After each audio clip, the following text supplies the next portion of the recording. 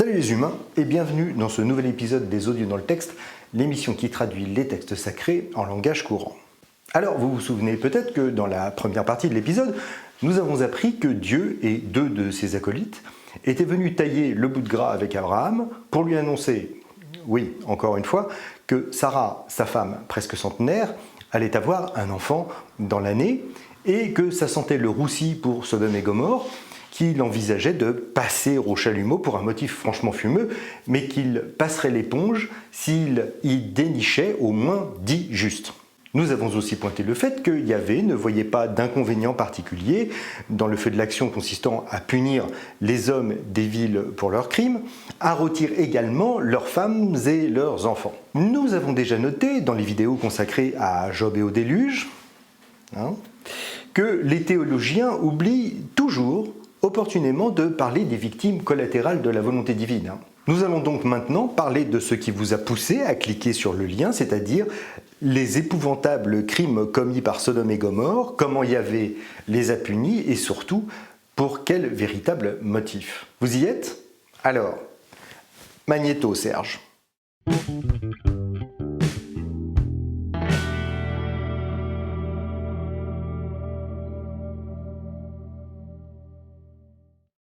La destruction de Sodome.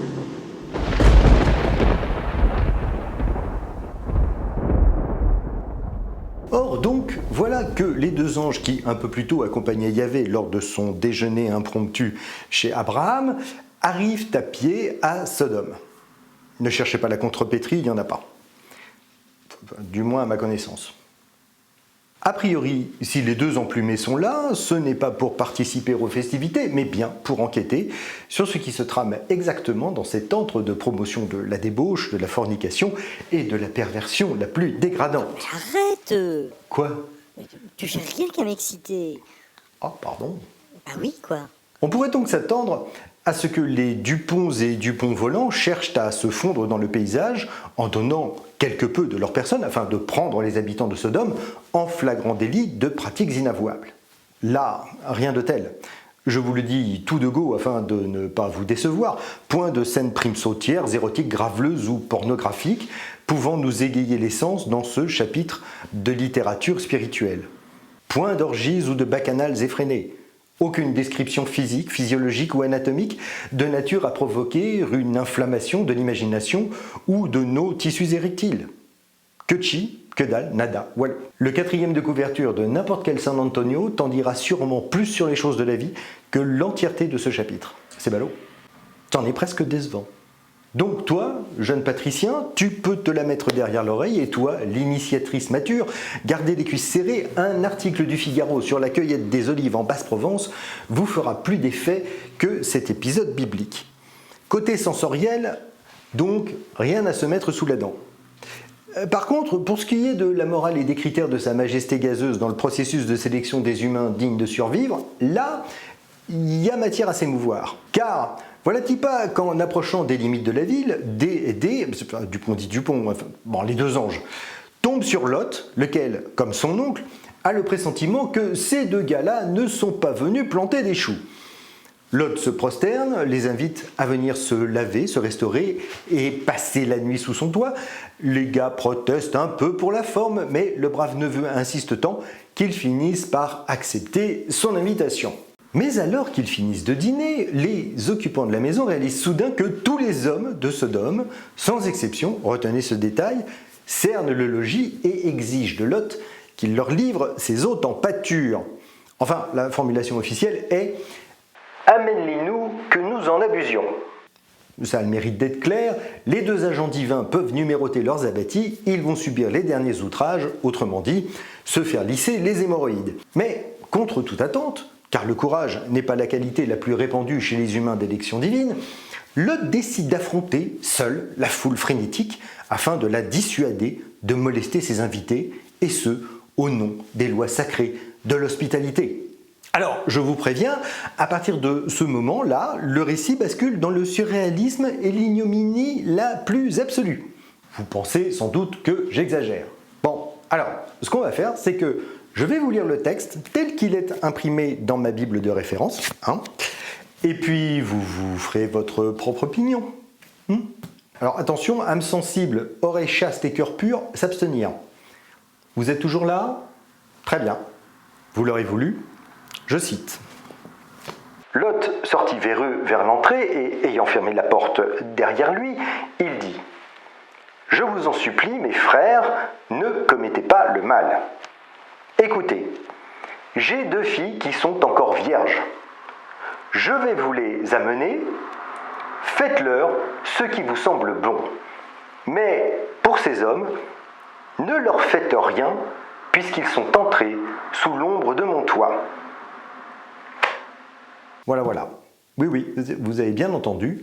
Lot dit au mec venu violer ses hôtes. Bon, les gars, pas question que vous touchiez à mes invités. Par contre, si vous tenez absolument à défoncer des culs, je vous laisse celui de mes filles, vierges. Vous leur faites ce que vous voulez, lâchez-vous, c'est cadeau. Qu'est-ce que vous en dites? Pour Lot, l'essentiel, c'est que les lois de l'hospitalité soient respectées. Classe, hein?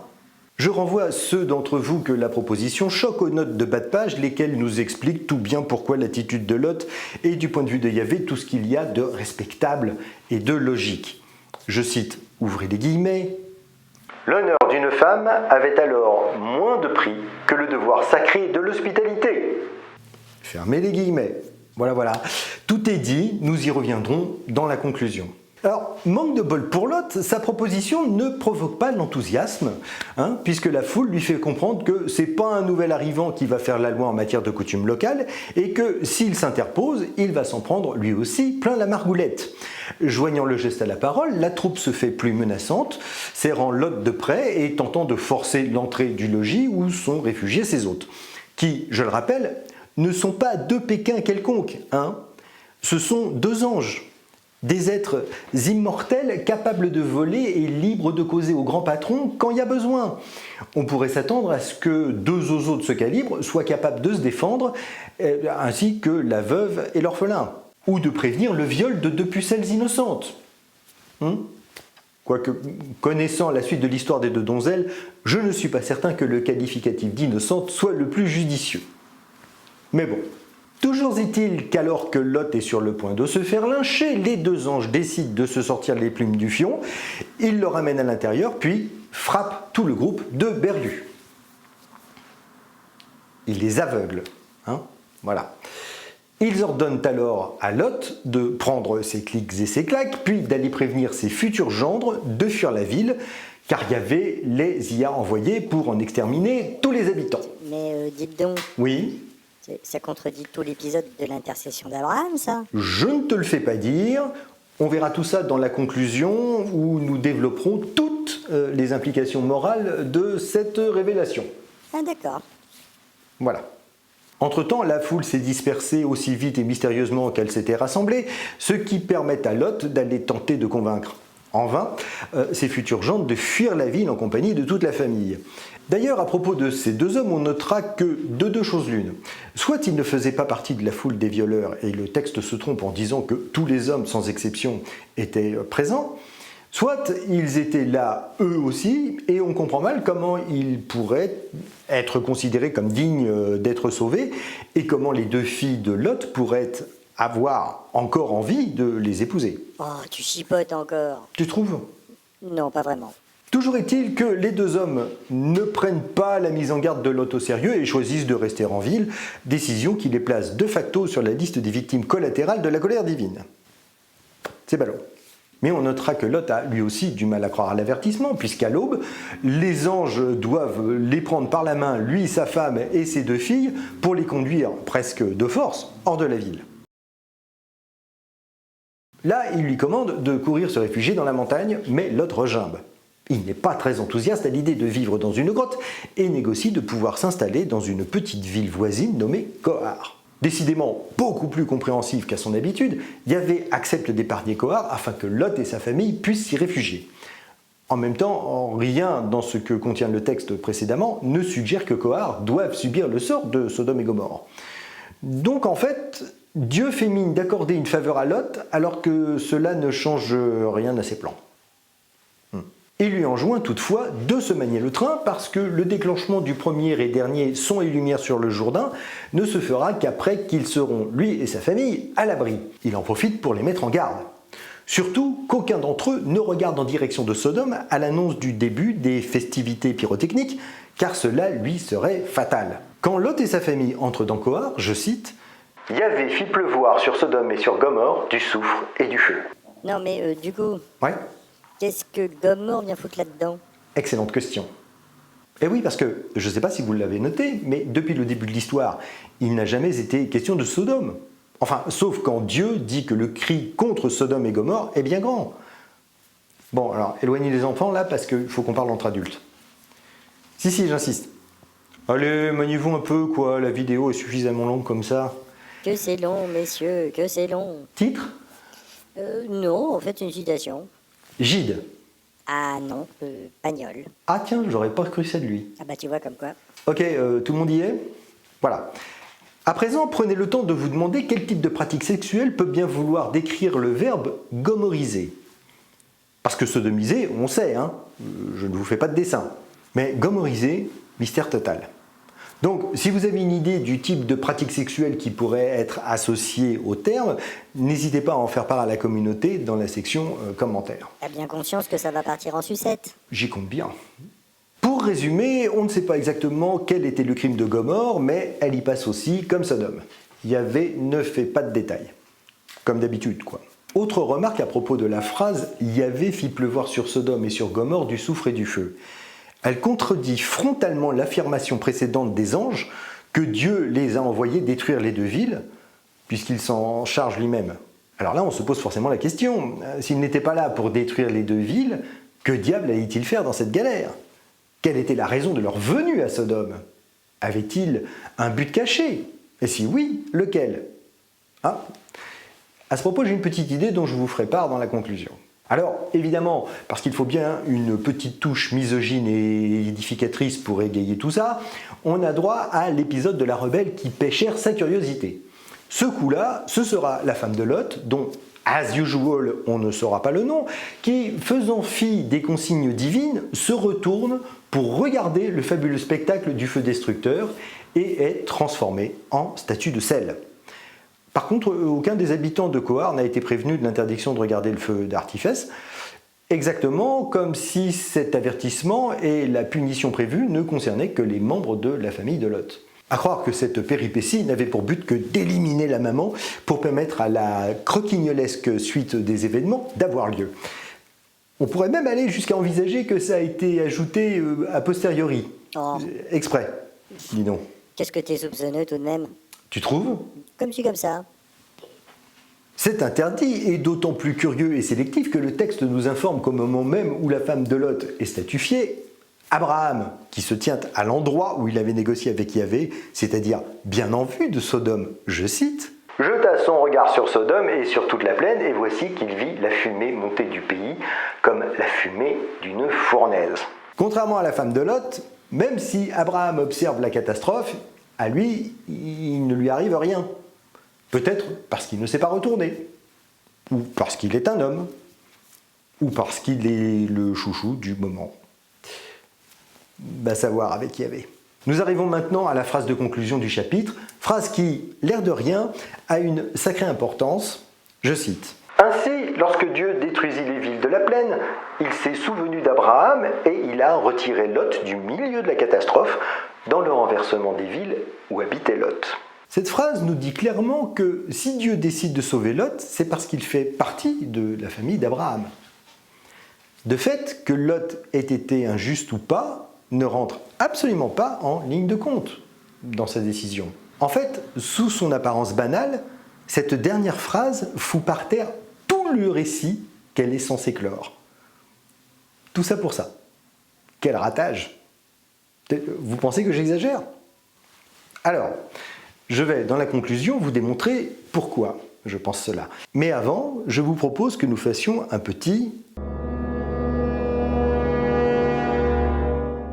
Bon, vous me connaissez, vous vous doutez bien qu'à partir de maintenant, je vais commencer à poser des questions embarrassantes et pointer quelques détails gênants, en particulier sur le cœur du récit. Cependant, je vous préviens, il va falloir être attentif parce qu'il y a tellement de choses qui ne tiennent pas debout, que ce soit du point de vue logique ou moral, qu'il y a beaucoup à dire. Alors, que pouvons-nous tirer de ce chapitre comptant la façon dont Lot et ses filles échappent au sort de tous les autres habitants de Sodome et Gomorrhe lors de leur destruction? Eh bien que, comme d'habitude, que ce soit sur la forme ou sur le fond, rien ne va. D'abord sur la forme, rien de nouveau. Comme de coutume, les différents paragraphes, c'est-à-dire les auteurs inspirés, se contredisent les uns les autres à tout bout de champ à propos de tout et de n'importe quoi.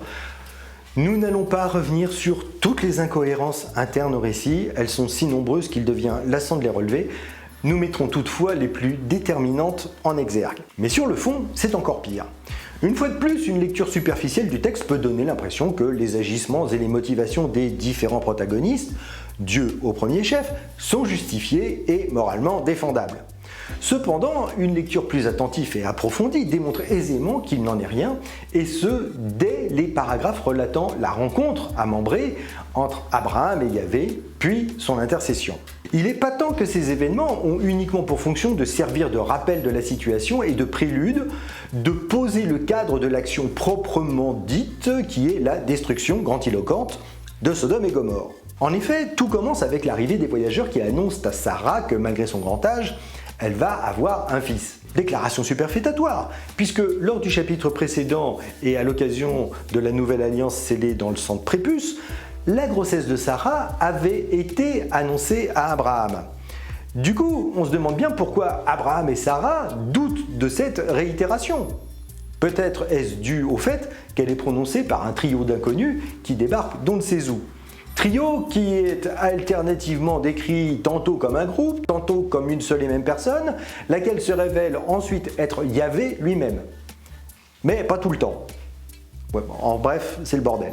Puis on nous fait assister entre Yahvé et Abraham à un marchandage digne d'une scène de la liste de Schindler, l'humain cherchant à soustraire le maximum de gens à l'ire du tyran céleste. À ceci près qu'Oscar sait de façon certaine que tous ceux qu'il ne parviendra pas à récupérer seront exécutés. D'une certaine façon, les nazis jouent franc jeu, eux. Ils assument leur inhumanité. Ce qui n'est pas du tout le cas de Yahvé, qui passe son temps, depuis la création, à provoquer des situations qui l'obligent à procéder à des massacres. En mode, bon, c'est moi qui ai fait les règles, mais comme vous agissez mal, vous les respectez pas, je suis bien obligé, la mort dans l'âme, car j'aime les humains, de vous massacrer sans pitié, à qui mieux mieux. Dans le cas des négociations entre Abraham et Yahvé, ce dernier laisse croire au pauvre vieux que sa plaidoirie humaniste donne peut-être une chance aux deux villes d'être épargnées. Alors qu'en fait, toutes ces tractations sont vaines, et la promesse faite est un marché de dupes, car Yahvé sait d'avance qu'il n'y aura pas suffisamment de justes pour sauver tout le monde. Ceci explique le fait que Yahvé accepte de baisser son prix si aisément lors de sa négociation avec Abraham. Comme il le fera plus tard avec Job, en fait, Dieu se joue et abuse de la confiance que lui accordent les humains. De plus, il ne faut pas oublier qu'il est le seul juge habilité à déterminer qui est injuste et qui ne l'est pas, qui mérite d'être sauvé ou de périr carbonisé, et qu'il n'a de compte à rendre à personne. Malheureusement pour les habitants de Sodome et Gomorrhe, Abraham n'a pas pensé à demander quels allaient être les critères objectifs de sélection des élus. Donc, même s'il se trouvait vraiment le nombre de justes nécessaire à la levée de la punition, Dieu pourrait très bien tricher sans qu'Abraham ne s'en rende compte afin de pouvoir procéder au massacre édificateur et purificateur. C'est d'ailleurs en cela que sa négociation avec Abraham est particulièrement révoltante. Car en acceptant de baisser le nombre de justes nécessaires pour sauver tout le monde, Dieu ne cherche qu'à passer pour un modèle de clémence et de justice, alors qu'il sait déjà que tout le monde va y passer. Et cela est confirmé par le fait que les deux lascars qui viennent de l'équité pour aller à Sodome sont, selon l'aveu qu'ils feront plus tard à Lot, des anges à qui il a confié la mission d'éradiquer les deux villes. Ce que cet avertissement dévoile, c'est que la décision d'effacer Sodome de la surface de la Terre était déjà prise avant que Dupont et Dupont viennent enquêter sur les usages indigènes. Ce qui, en toute bonne logique, implique soit que Dieu est un gros menteur quand il déclare à Abraham ne pas encore savoir quel est le crime de Sodome et Gomorrhe ou la teneur de la punition prévue, soit qu'ils ne savaient pas qui étaient les deux gars qui voyageaient avec lui, ni ce qu'ils allaient foutre à Sodome. Ah ben bravo. Ben quoi? Non mais tu peux pas t'en empêcher, c'est plus fort que toi. Non mais promis, au départ, c'est involontaire. Ah ouais, tu fais des allusions graveleuses à la suite de ton plein gré quoi. Voilà. Bah tiens. Mais tu devrais éviter de me le reprocher. Et au nom de quoi, je vous prie? Eh ben, parce que c'est ça qui te donne vie. Ah. J'avoue, j'avais pas vu ça comme ça. Autre chose? Non. Je peux? Mais je t'en prie. Merci. Je disais donc, si Dieu envoie ses anges ratiboiser les deux villes, c'est qu'il a déjà pris sa décision et donc, contrairement à ce qu'il prétend quand il se livre à son petit numéro de marchand d'âmes avec Abraham, il sait déjà quel est le crime de Sodome et Gomorrhe ainsi que la punition qu'il leur réserve. Ah, et un dernier détail. Le texte dit bien que c'est Yahvé qui fait pleuvoir du soufre et du feu sur Sodome et Gomorrhe pour provoquer leur destruction, à laquelle les deux anges ne prennent finalement aucune part. Du coup, les deux anges ont-ils menti sur la nature exacte de leur mission ou Dieu a-t-il modifié ses ordres en cours de route? Qui ment? Dieu ou les anges? N'hésitez pas à faire part de vos explications dans la section commentaires. Ou à venir en discuter un samedi pendant un live Twitch. Mentir ainsi n'a donc aucun sens et est profondément immoral. Mais ça, Yahvé s'en fout pas mal. L'essentiel est d'avoir blousé Abraham en lui laissant croire qu'il avait remporté une victoire morale. Revenons maintenant sur les termes du marché passé avec Abraham lors de leur négociation. Si Yahvé trouve 10 justes, il épargne tout le monde. A contrario, il n'épargnera pas les justes s'il n'en trouve que 9. En fait, selon la logique divine, et comme le précise la note en bas de page, si fort était dans l'ancien Israël le sentiment de la responsabilité collective, qu'on ne se demande pas ici si les justes pourraient être individuellement épargnés. Eh oui, selon la conception divine de la justice, où tout le monde est sauvé, où tout le monde passe à la casserole thermonucléaire, y compris les innocents. Pas de demi-mesure. Ce qui, de notre point de vue actuel, est absolument indéfendable.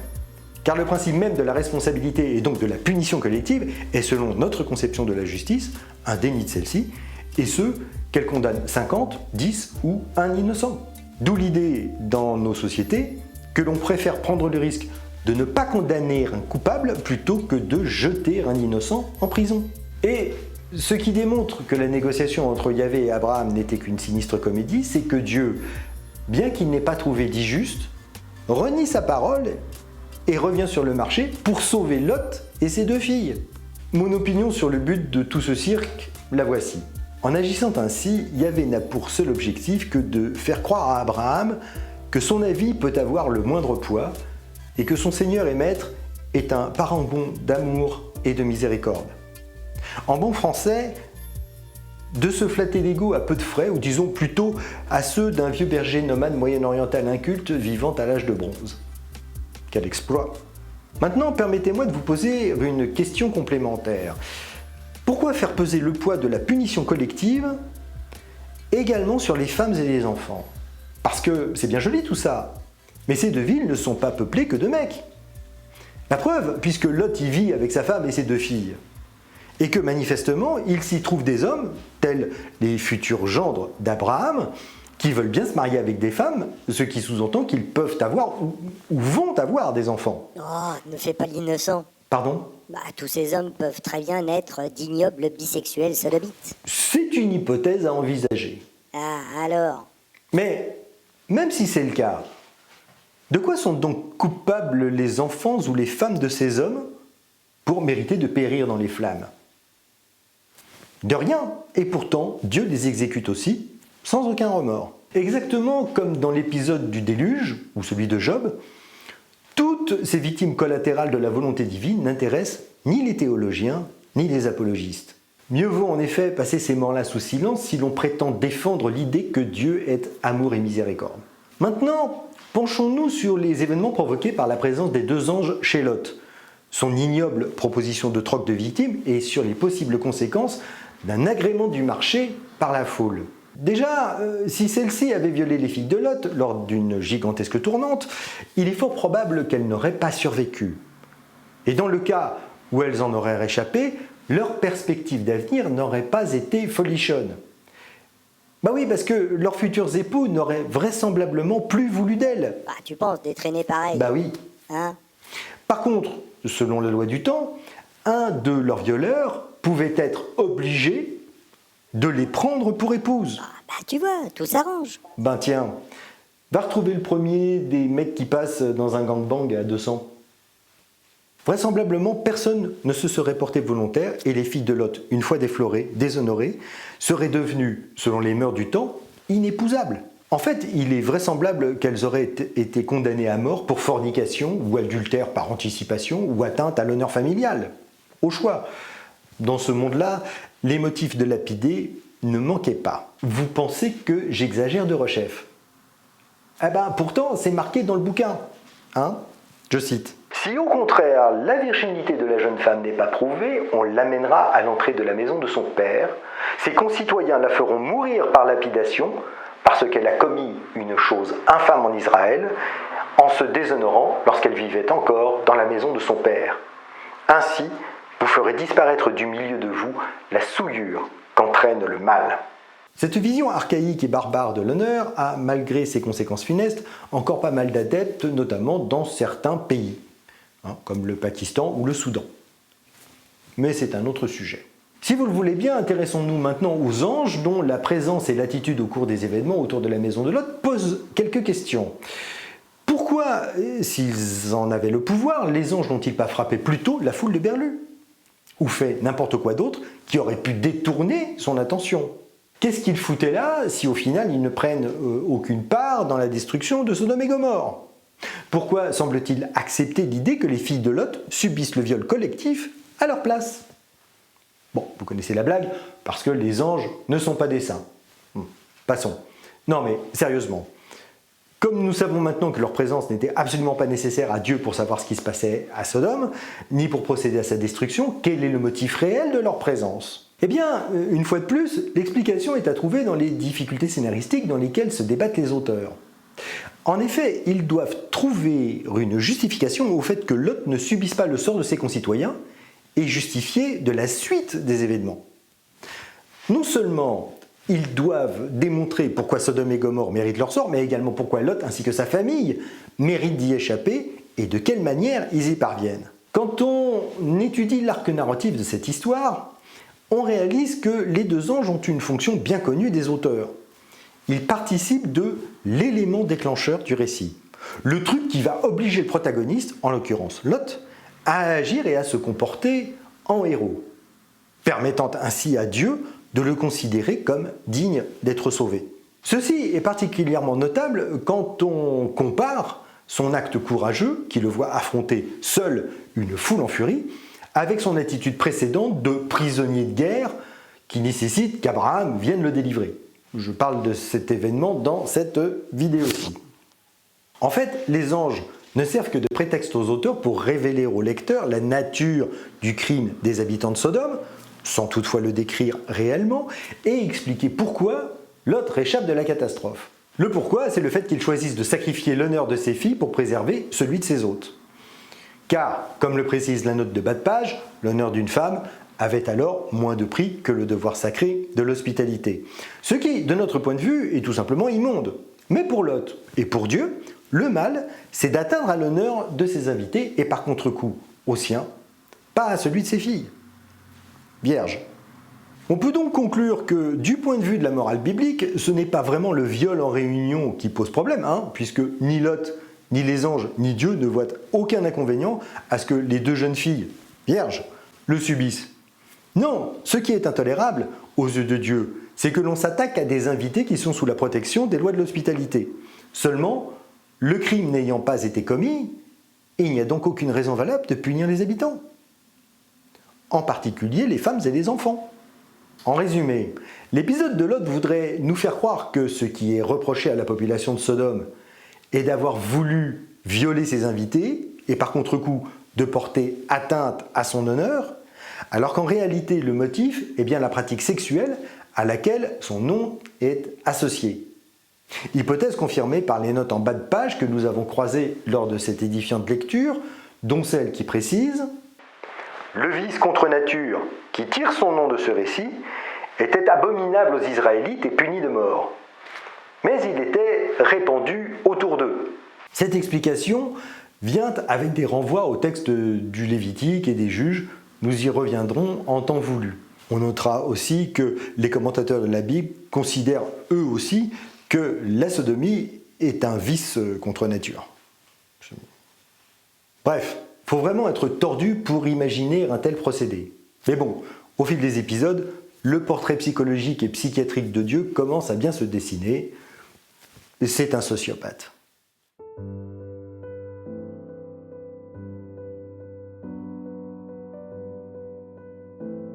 Bien, que pouvons-nous tirer de ce nouvel épisode d'extermination biblique? Eh bien, comme d'habitude, que Dieu massacre des innocents pour punir certains hommes d'un crime imaginaire. Eh oui, puisque les femmes et les enfants des hommes qui se livrent au culte de l'empapaoutage réciproque meurent sans rien avoir à se reprocher.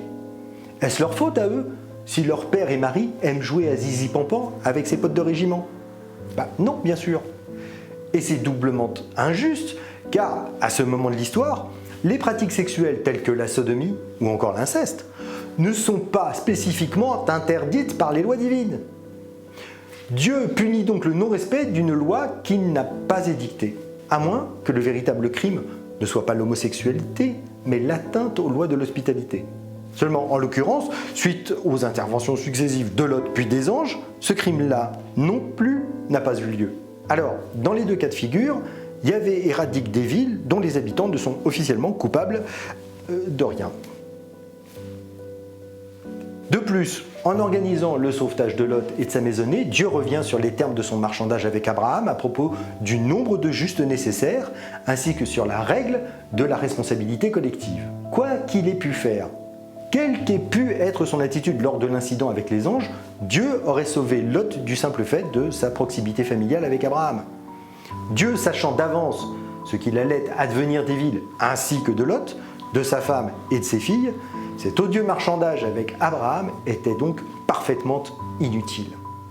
Nouvelle manipulation qui n'a pour but que de lui permettre de s'autoproclamer miséricordieux. Disons-le tout net, la manœuvre est assez minable. La morale finale de cette histoire, c'est que Dieu ne tient jamais ses promesses, qu'il revient sans vergogne sur sa parole, qu'il passe son temps à tromper les humains sur ses intentions et ses motivations, en bon français, à trahir leur confiance. Tout cela ne peut que nous amener à refuser toute relation réelle ou fantasmée avec ce personnage détestable, à remettre en cause toute injonction, promesse ou menace prononcée par ces prophètes autoproclamés. À la place, je vous propose d'appliquer la Sainte Trinité youtubesque du pouce, du post et du partage, ainsi que de cliquer sur la cloche après vous être abonné pour ne rater aucune occasion de rire ensemble de ces mythes et légendes grotesques. Et puis de profiter de la vie, parce que jusqu'à preuve du contraire, on n'en a qu'une. Ciao!